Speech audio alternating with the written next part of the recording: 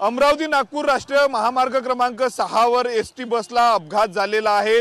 नागपूरवरनं अकोल्याच्या दिशेने जाणाऱ्या शिवशाही बसला या ठिकाणी भीषण अपघात झालेला आहे। नांदगाव पेठपासून 3 किलोमीटर अंतरावर हा अपघात झालेला आहे।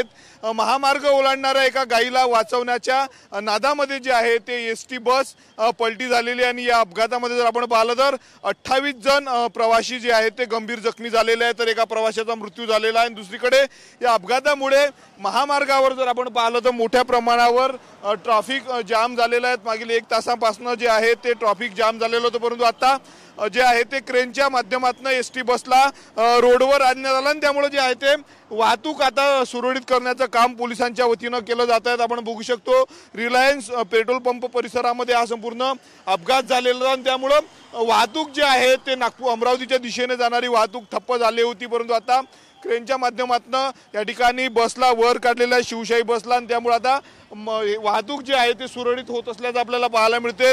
अपघातामध्ये जखमी झालेल्या 28 प्रवाशांना अमरावतीच्या जिल्हा सामान्य रुग्णालयामध्ये जर आपण पाहिलं तर उपचारासाठी दाखल केलेला आहे आणि एका प्रवाशाचा यामध्ये मृत्यू झालेला आहे। तर राष्ट्रीय महामार्गावरनं दररोज मोठ्या प्रमाणात जे आहे ते वाहनांची ये-जा असते, परंतु अनेकदा अपघाताला देखील या रस्त्यावरील खड्डे कारणीभूत ठरत असते। अशातच आज एक गाय या महामार्गावरून अचानक रस्ता ओलांडत असताना तिला वाचवण्याचा प्रयत्नात जो आहे तो हा अपघात झालेला आहे।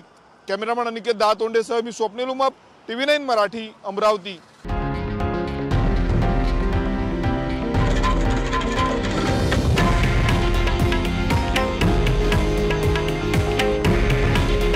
हे आहे देशातील नंबर 1 न्यूज नेटवर्क आणि आपण पाहत आहात TV9 मराठी। काळजी तुमची, हित महाराष्ट्राचं।